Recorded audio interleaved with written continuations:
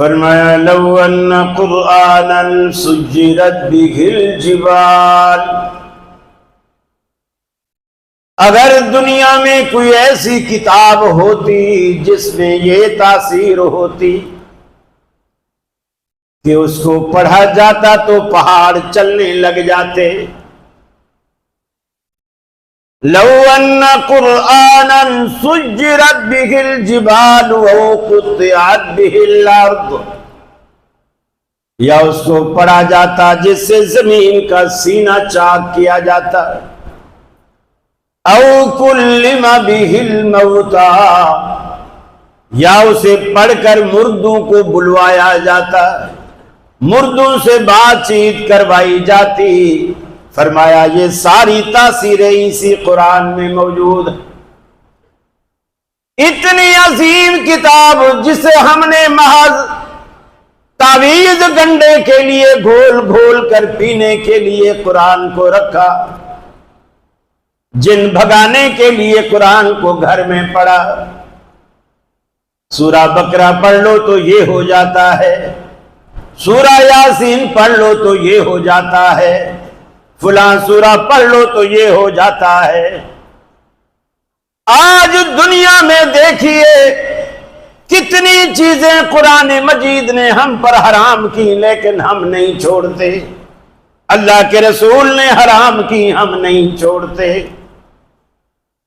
دنیا کی زندگی سے آخرت کی زندگی سے ہمیں کتنا پیار ہے، موازنہ کیجیے. ارے اگر دنیا میں ڈاکٹر کہہ دے کہ شوگر تیرے لیے بالکل ایسے ہے جیسے موت، شوگر کے ڈر سے ساری زندگی پھیکی چائے پینا گوارا کریں گے، چینی کو کبھی ہاتھ نہیں لگائیں گے. ڈاکٹر کہہ دیتا ہے تمہیں بلڈ پریشر ہے، نمک کا استعمال نہیں کرنا، ساری زندگی پھیکے کھانے کھائیں گے، نمک نہیں کھائیں گے بلڈ پریشر کے ڈر سے.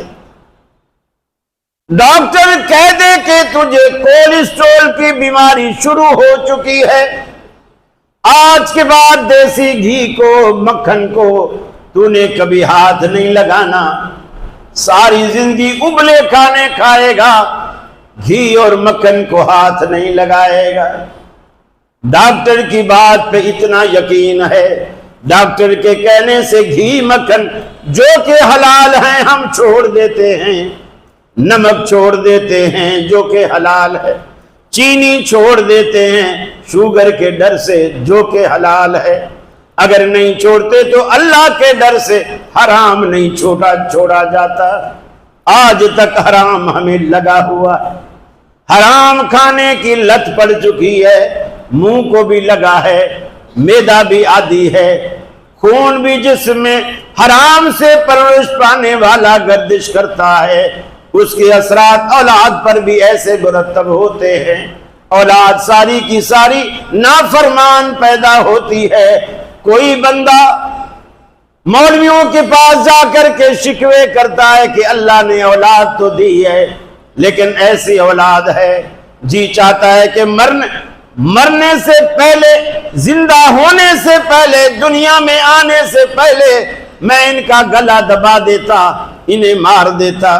ایسی اولاد اللہ نے مجھے دی ہے، مجھے تو ناخن لوہے کے چنے چبوا رہی ہے، میرا تو جینا حرام کر دیا اولاد نے. سارا حرام کا وبال ہے، حرام کا وبال ہے.